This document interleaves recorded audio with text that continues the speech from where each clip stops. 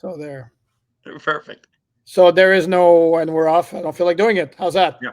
Instead, I am going to go straight to introducing my guest for today's episode on this Veterans Day 2025.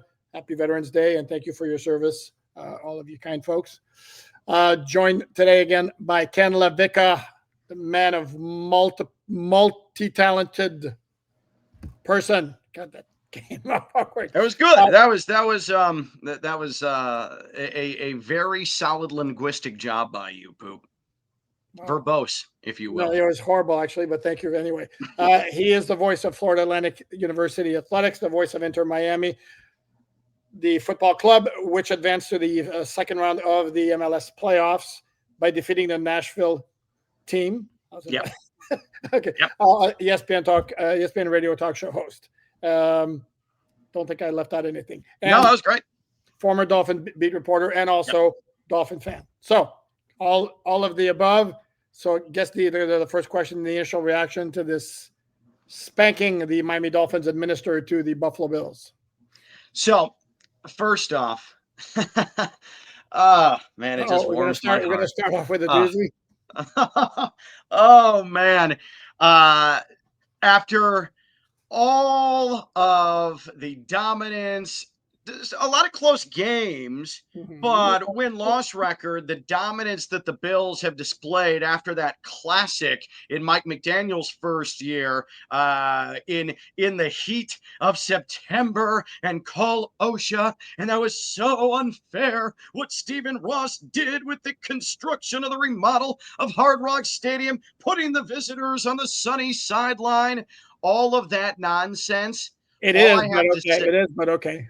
Yeah, it is, but it was the ultimate excuse making. It was pathetic to have and by the way, the Bills haven't come to South Florida anywhere close to the month of September since that happened, because they whined and they moaned and they complained, and big Bills media wouldn't let it go. So what happens? They come down this past weekend and a seasonably warm early November weekend, and they deserved every damn thing they got at Hard Rock Stadium. And then pathetically, Poop, Greg Russo after the game saying, it was hotter than we're used to. We don't play in a lot of hot games, but no excuses. No, bro, you just gave an excuse. And where did you go to college, Greg? Like, come on, dude. Like, this is not. For those yeah. Like, come on, dude. It's not like you haven't played in this before, and significantly worse than this. So the Bills deserve everything they got. And my biggest takeaway from this, like, Achan, awesome. Game plan, superb. Timely defensive plays. But Josh Allen, like, I don't think I have seen him play as erratically as he did Sunday since like year 2. Still unpredictable Josh Allen. That was crazy to see that happen again. Yeah, no, he was definitely off. By the way, sorry to correct you, but you're half correct when you talk about the Bills have not come down to South Florida in September since that 2022 game with the crazy heat game. They did last year, except there was a night game. It was September. Okay. Yeah, right. So again, big Bills media still set them up to play when it's dark out. Point still stands. You whine and complain. Again, they've been put in an advantageous position every year since that game because they wouldn't stop just completely tears dripping down face, snot coming down nose, tantruming about it. So good. Eat that. Damn. See, you come at it. This clearly is coming at it from a fan perspective. As I've said, for those of you, I still get these comments every once in a while. This is episode 596. If you've been following for a bit, you know I'm a Dolphin reporter, not a Dolphin fan. Correct. Which is what I said from the beginning. I wanted this podcast to stand out as there are plenty of good fan podcasts out there. If that's what you want to hear. If you want to hear this, the pom-poms and all that, there's plenty. Like, again, there are plenty of quality people who do those podcasts. I come at it from a more neutral, objective viewpoint. And yes, I've said this many times. I'm not the only one who said there's an NFL executive that said it. The Dolphins' home field advantage in September is greater than any other team around the league And don't give me that crap about, well, what about when they play in Buffalo in December? It's the same on both sides of the field. When you play in September in South Florida and at 1 p.m. in the afternoon, it's not the same. It's like a 30-degree difference. And if you've lived in South Florida, Ken, you know damn straight that sun hits like boom. Well, the way I look at it, though, that's just playing your home climate advantage in that spot. Until the NFL mandates that there needs to be roofs on any stadium below the Mason-Dixon line, what Stephen Ross did is perfectly acceptable. And the one difference is too, I have not heard, even when the Dolphins have had in the regular season to go down, play in snow games and do that whole thing, Mike McDaniel hasn't complained about it like McDermott did after year one. I haven't heard Dolphins players opining about how unfair it is to go play Buffalo in late November or in December. You just go and you do it. But it was just, I have never, after that year one McDaniel Bills game in September, I've never heard an NFL team complain about how unfair conditions were or stadium configuration was. It was unbecoming of that organization completely. Did they say that, or was it folks like me, like me, who pointed it out? And anyway, we're getting off track here. Yeah, that's true. And no, and I have said all. If you've listened to the podcast, what I've said all along about that game, I have not brought it up very often as the main reason the Dolphins won that game in 22. The main reason the Dolphins won that game in 22 is that Buffalo left points on the field all afternoon. And they won. The Dolphins won despite being outgained 285 yards. That's a ton. And the Dolphins, that game, if we're going to be honest about it, you don't have to be, if you, from a fan standpoint, they basically escaped Hard Rock Stadium with a win. On Sunday, they kicked the Bills' ass. Yeah. That was a totally different game. Yep. Yeah, that's what's wild about it, too. And I think that, and I know that this has been a major talking point, and I understand that it's the first thing that's come up. But you and I have been on this Mike McDaniel locker room, how he's viewed, top of the organization to the guys in that locker room. And there's nothing but concrete evidence now that these guys are still engaged. These guys are still wanting to go out there and compete. I mean, there are going to be ugly results the rest of the year. I have a feeling most of the rest of the games of this season, even though it's a favorable next 3 weeks coming up as well as a bye week, I'm not going like that route of can they make a run to the playoffs. What I'm saying is, can this team put enough confidence up to where there just is no question that once Stephen Ross's self-put evaluation of the head coaching position comes in, that Mike McDaniel is concrete staying. And right now, I mean, the odds have gone up exponentially that this guy is going to be the head coach in 2026. Because I'm telling you, these guys, even after a bad loss to Baltimore, these guys are still going out there and they're competing and they're trying to execute. And McDaniel coached a hell of a game on Sunday as well, I thought. He did. No, the Dolphins played, first of all, they played balls to the walls. They executed. They brought their A game. Okay. You didn't get Buffalo's A game, but the Dolphins were a big part of that. And the tackling was better than we've seen all year. The Dolphins were breaking tackles maybe better than they've done all year. There were very few like operational mistakes, if you want to call it out, like Ingold's phantom false start at the beginning of the game, which was a ridiculous call. And by the way, let me answer this question because I got this again today on social media.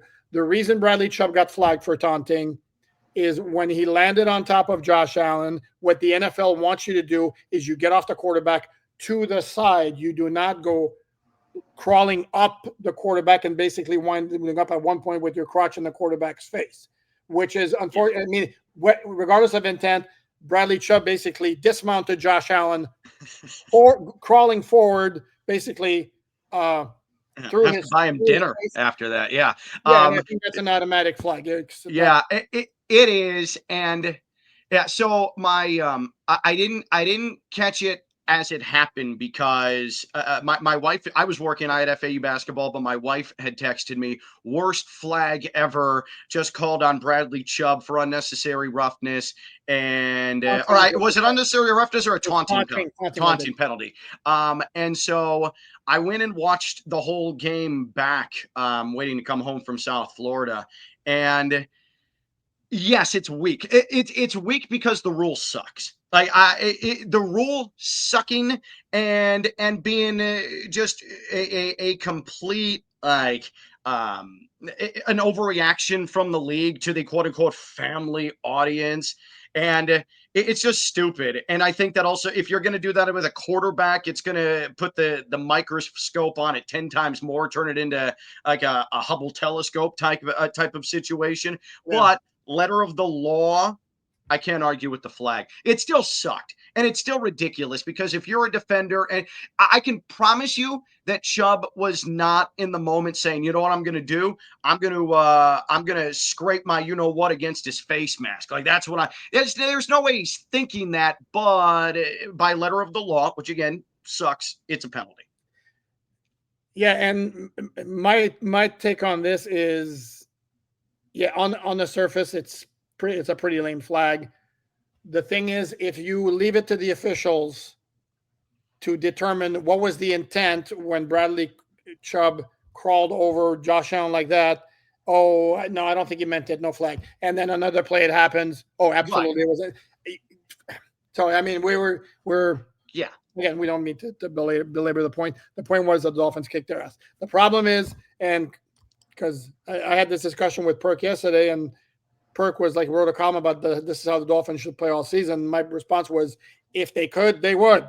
Yeah, yeah, and yeah, I don't think they're capable of that. But it also speaks to that while this team has done a lot of bad this year, you look at you look at the entirety of the schedule. I mean, Poop, other than the Indianapolis game, this team spent the first 5 weeks of the year with chances, with opportunities for big wins, hanging in games, but being unable to, and probably none more so than the New England game, who currently sits in first place in the division, but getting to that point where, hey, maybe, just maybe, this team with all the talk in the offseason, there's something there, but penalties and timely or untimely interceptions, it tanked them. And the Dolphins are a mediocre to below mediocre team, but it also shows that there is enough there. Forget talent for a second, because I don't even know collectively what the talent with this team actually is stacked up. Do they have weapons? Yes. Are they collectively talented? I don't know. But I also think there's enough coaching there to put them, they're still unique enough to put them in positions to succeed. And I think Sunday was a really good microcosm of that.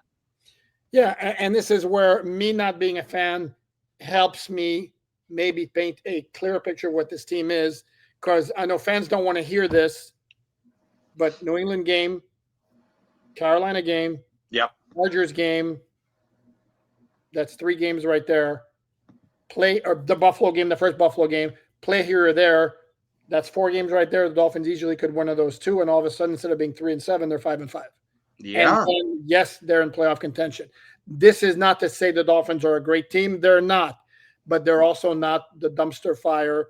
And I understand Bill Parcells says you are what your record says you are. But this is why this notion and the national talk shows, especially after the trade deadline, oh my Lord, the Dolphins messed up by not trading everybody because they need to blow the whole thing up because they're so far, and it's the biggest rebuilding job around the NFL. Is it really though? It was, yeah, that was always overreaction, because I do think there's in this era of sports talk, there is a propensity, especially a high profile team like the Dolphins. One, it's the Dolphins, but 2, there's a lot of interesting characters, divisive characters that exist on the Dolphins, like a Tua, who's always so in my, this is no joke, Poop, when I'm doing ESPN radio, when I'm doing ESPN radio talk shows, if there is a Tua conversation, they'll always say, hey, why don't we talk Tua? Why don't we get into Tua? There are only a handful of people, like LeBron is one of them. Talking about Brady's legacy is one of them, where it's moved the needle. We know we're going to get reaction. Tua is in that conversation, as crazy as it sounds. And then, you've got ESPN personalities calling Mike McDaniel nerd boy. There's always going to be a propensity and attraction to fully go apocalypse when things aren't going well with the Dolphins. And I think that's why that happens. Hearing you go through all those games where the Dolphins should be 5-5, or could the be. Dolphins could be. Yeah, the Dolphins are the wrong end of things Bears, in my opinion. Yes. The Bears have survived some games where they should have lost it. Like that, there's no question they should have lost these games to not good teams too. Yep. But they found a way to come back and win. That game against Cincinnati, that should have been a loss. Game against the Giants, that should have been a loss. So the Dolphins are the Bears, except they haven't found a way to win those games. And while they throw Ben Johnson a parade there in Chicago right now, the Dolphins are the same exact team. They just haven't had the similar results. I would still say Tua is better than Caleb Williams. I know. I'd go with that. No, and that's the thing. That's the thing with Tua is the contract is problematic. There's nothing we can do about that. But again, and with everything Tua, it's got to be one extreme or the other. He had a very good game against, and the point I made against passer ratings, his passer rating against the Bills on Sunday wasn't great. Why? Because he threw 2 picks. They were not, whatever you want to say about the picks, they were not damaging picks because they were 40 yards on the field. Yep. Okay? And he also made more good throws than he made in the game a couple of weeks back. And it may have been the Atlanta game where his passer rating was like 113. So again, let's watch what he does. He's not. While I push back against those who wanted to put him in the Hall of Fame, like when he was putting up huge numbers in 22 and 23, he's also not the disaster that a lot of the detractors want to tell you he is. He's somewhere in between. And I don't know if this is accurate because I'm not in Mike McDaniel's head and I'm not in the offensive game plan sessions.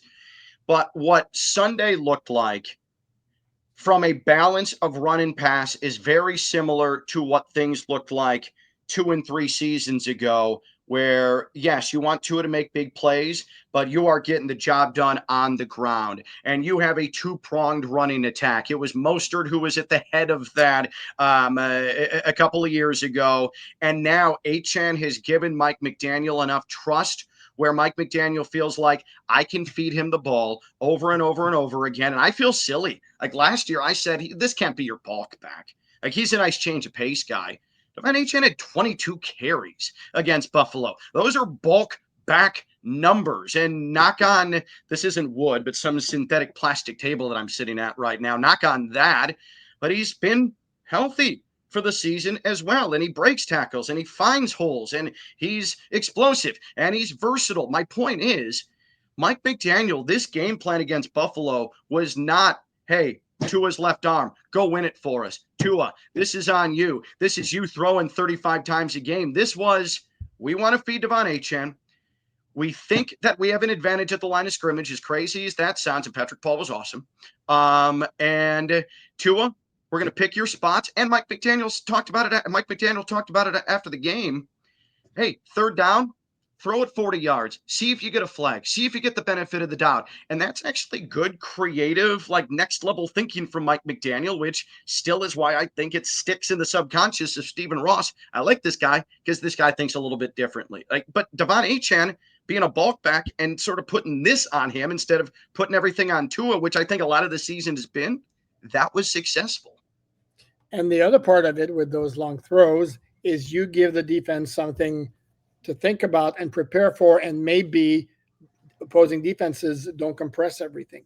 Now, the big challenge for the Dolphins, again, as I mentioned, is what they showed us Sunday, and I wrote about this on Miami Dolphins on SI.com, and I forgot my spiel at the beginning. I'll do it at the end, but check out the free content at Miami Dolphins SI.com. Part of my spiel is what's going to turn the Dolphins into what they are right now, into a good team or a better team down the stretch, is the ability to replicate that kind of performance more than once. And they have a Yeah. test on Sunday, not because the Washington Commanders are a good team, because they're not. They're also 3-7. Not only that, there's going to be no Jaden Daniels. There's going to be no Terry McLaurin. And barring a successful appeal to his one-game suspension, there's going to be no Daron Payne, because he decided it'd be a good idea to throw a wild right-hand slap to a guy wearing a helmet. So stupid. It's just so robustly stupid. And you saw, I mean, Detroit just did whatever it wanted. I'm not saying the Dolphins offense is what Detroit brings to the table, but the Dolphins still have a pretty good offense. That Redskins defense is an abomination. I mean, that is yeah. Commanders. Okay, I'm sorry. Did I really say that? Oh my God. It's been about 3 years since I made that mistake. That's brutal. My apologies. I'm just going to stick with Washington. That defense is horrendous. I mean, horrific. If the Dolphins don't put up, I don't know, damn near 400 yards of offense, I don't think that Mike McDaniel's doing his proper job. Like, you should be able to tear them to pieces. But this is where Mike McDaniel's biggest job during the week, or while they're in Spain, there can be a lot of distractions. Sure. He's got to get him focused so that there is no letdown. Like I'm going to maintain, sorry, Dolphin fans, happened to Buffalo a week after. And Teron Armstead, actually, for those Dolphin fans who don't want to buy in that theory, Teron Armstead's on your side, because he's saying Buffalo had its letdown game against Atlanta a few weeks back. To me, I'm going to tell you, they just beat Kansas City last. That's their game of the year. Okay, so I do believe the Dolphins coming down here after they beat them 7 straight was a letdown. Doesn't change anything about the way the game unfolded and how the Dolphins smacked them around. It doesn't change that. This now, the shoe's on the other foot, or the cleats on the other foot, and the Dolphins have to be the ones. Not they're in the position to take anybody lightly, but human football is such an intense, emotional game. You have to be up week in and week out, and sometimes that's not that easy to do, and that's going to be the challenge for Mike McDaniel throughout the week to make sure his guys are up for that game. Well, all he has to do is say, hey, remember that trip to Charlotte? Hey, remember that trip to Cleveland? Yeah. Nothing's a given. Like that right there, that's enough, I would hope, to get these guys to realize, at least the collective psyche, oh yeah, we've got to play and be locked in for a full 60 minutes of football every time, because we're not good enough to just sail. No, and for the most part, the Dolphins have been pretty good under McDaniel in taking care of the inferior opponents. Obviously, this is where everybody's going to point back to that 2023 Monday night game against Tennessee, when the Dolphins clearly were a better team. Sorry, Ken, bring up a bad memory. That cost them the division in a home playoff game, but no, it's fine. It did, but you're fine, no worries. Yeah, 20. Not only that, they played like crap. And this is the one part the Dolphin fans maybe sometimes forget. It wasn't just the ending that sucked. They played like crap the whole night. Yeah, the whole thing sucked. Yeah. But they got 2 gift fumbles inside the 10-yard line in the final 3 minutes, and boom, they're up 27-13. It's like, oh, wow, they're going to escape this game even though they played like crap. And we all know what happened there. But logically, this is a game they should win. Then they regroup with the bye. Then you got New Orleans coming in again. And sorry, Dolphin fans, I'm going to be that guy. Yes, I can see the Dolphins being 6-7, because the week after that, it's at the Jets, who have given up basically everybody. And yes, they beat Cleveland, scoring a decent amount of points against a very good defense. Yeah, but they also got a kickoff return for a touchdown, the punt return for a touchdown. Yeah. Not going to happen every week. So yes, the Dolphins very well could be 6-7 heading into the Monday night game against the Pittsburgh Steelers. And this is where they're going to show up in the graphic as in the hunt. And that, for me, as an observer and objective reporter of the team, is so much more ideal than the Dolphins being 4-9 and just looking at what draft position they're going to have. Yeah. Now I know there's this, they can't even lose properly, but you should have known by how the Dolphins acted at the trade deadline, but that they're not concerned about where they fall in the first round of the draft, like that, right? So I'm always going to be someone who nobody's ever going to purposely tank. That's another thing. Like, the players on the field are never going to purposely tank. That's not a thing. It doesn't exist. This isn't the approach that the Cleveland Ball Club, the former team, now the Guardians, took in major league. Okay, like that's not. And even those players went out there and they defied all the odds and they made it to won the the World postseason. Series. Yeah. Well, that first year, remember that was that game 163, 1-game playoff to get into the playoffs. Oh, that's right. That Cleveland pulled off. I've seen that movie about 537 times. So, but you can judge by how a front office acts. Correct. What they want to have happen, which is funny with the Jets, what they want to have happen and what has actually happened since the trade deadline is very self-defeating of them. And I find that extremely entertaining. But they dipped their toe in it, and they did that for a reason, because this front office that continues to get more cleaned out as every day goes on, there's clearly a little bit of a vision there about what they have, what they believe in, and then what they need to alter and strengthen. And it doesn't seem like any of that revolves around whether they're picking 4 or 14 in the first round of the draft. Yeah, because it looks like the Jets are like, okay, we're punting on 2025. We're obviously not going anywhere. 2026, it's all good. Let's accumulate the draft stuff, and we'll think about being a good team in 2027, if not 2028. And it's not only, and it's the front office that did that. You trading away Quinton Williams and Sauce Gardner. Not only that, they're benching their best defensive player now. Yeah. Those two are gone. That's Quincy Williams. And then lo and behold, they get all those returns and they beat Cleveland. The Dolphins, on the other hand, again, we're wise to listen to offers. If somebody's going to blow us away, sure, we'll consider it. But I don't think they view it at all as a 2-3 year rebuilding project. And the fact that, again, they were close in a lot of games. And you mentioned the front office changes is where I should point out the Dolphins have moved on. This is according to NFL Network's Tom Pelissero, from 2 of their longest tenured scouting high-end people. In fact, maybe the longest tenure now, Anthony Hunt and Adam Mengroff.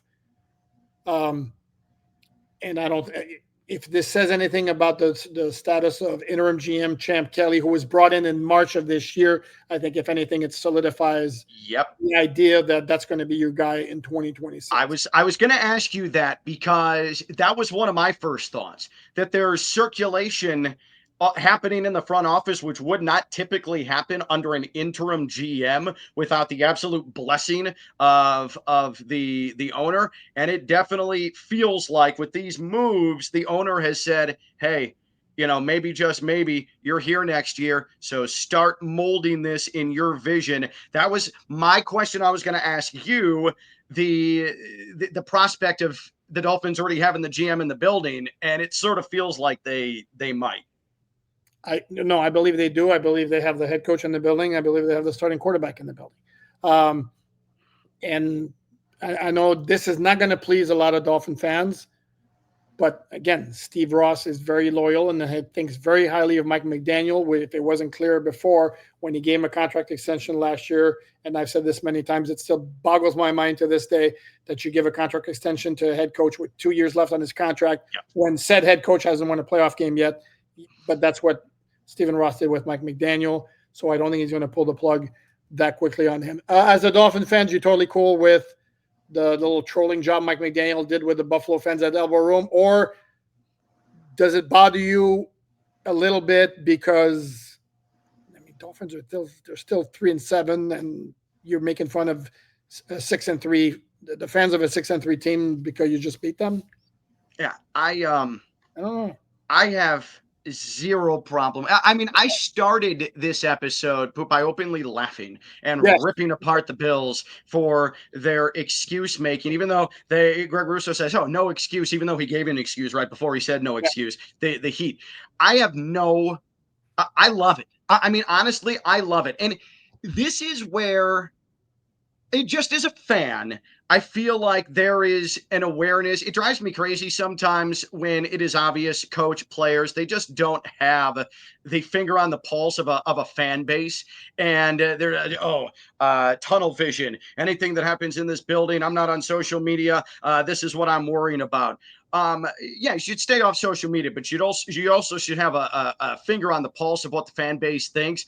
And for this fan base, how special it is to finally beat a team that has absolutely destroyed you for the better part of the last 4 seasons. They have been the Super Bowl favorite. They have been the team everybody talks about. The great Josh Allen, the unicorn, who Tony Romo has called on CBS broadcast about 4.5 million times over the last 4 years. Mike McDaniel gets it.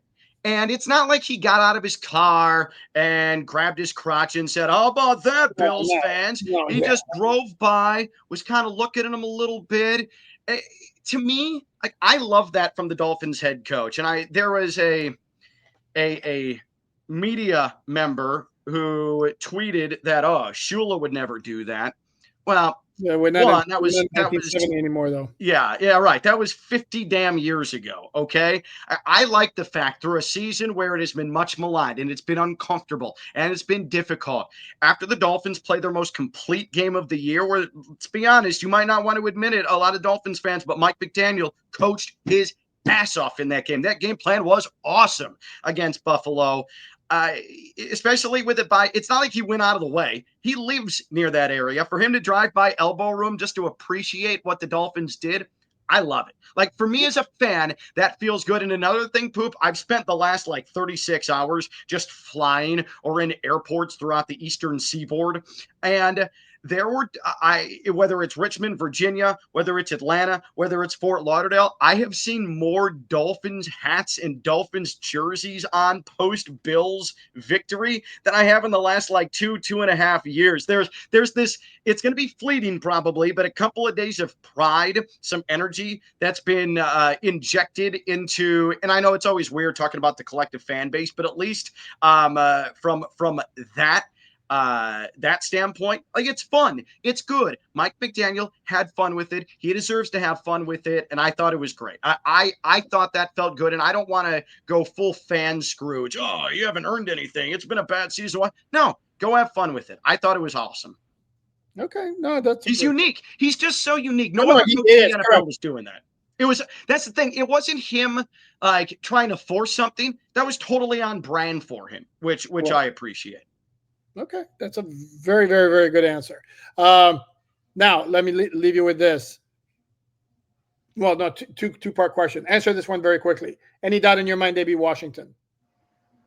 I mean, I feel good about it for sure, especially seeing that the absolute disaster that was their defense, that locker room too, I think has problems. There's a lot of disconnect in that whole organization. Okay, then my final question would be this. Dolphins finish, I don't know, 5-12, 6-11. Would there be any sort, or how much satisfaction would there be in the overall picture because you got that monkey off your back to a certain degree with that win against Buffalo? Yeah, it's not just the win over Buffalo, and that is satisfying, but it's also the close games against good teams like LA and like New England now. So what the argument will be for someone delusional like me is, hey, this is the worst roster the Dolphins have had in Mike McDaniel's tenure, and they nearly started the season in an above 500 position, playing teams that are playoff bound. We don't know how the rest of the year is going to play out now, but say they pick off like Pittsburgh or something, or they go to New England and pick up a win in the final game of the year. There's already enough ammunition to say, hey, all right, let's work off this base. McDaniel's coming back. There's a new GM, and hopefully he has a new vision. Than me saying, "Oh, screw this whole," because I'm past that already. I already know that's not going to happen. So I think that a 5-11, 6-11, fine. Whatever. The Bills win helps, and you're not that far off from the team that's going to likely win the division in New England because you should have beat them early in the year. That's the way I'm going to look at it, so I don't drive myself crazy in the offseason. Oh, it's a short ride too, isn't it? Oh, sorry. Yep. Yeah. I say that about myself when I'm talking about it. So I can do the self-deprecating humor. I'm not above that. So that's why I just a little gentle shot here. That's going to do it for this Tuesday. As always, thank you so much, my friend Ken Lavicka.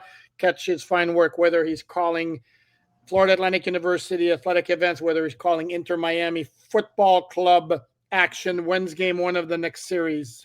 So it's actually now it's one and done. The rest. So the Eastern Conference semifinal Sunday, the 23rd, 5 p.m. at Cincinnati, a team that Inter Miami had problems with this year. So we'll see if Messi can do some more magic for him. Did you say the 23rd? So there's like 15 days between. Yeah, because right now soccer's on its international break. So like Messi and Rodrigo de Paul, starting midfielder, they're off with the Argentina national team. So yeah, there's a reason why everything revolves around Europe and how Europe has its soccer season. So that's why they have their international breaks in the middle of the regular season, and MLS has to wait 2 freaking weeks between playoff rounds. Cool. Yeah.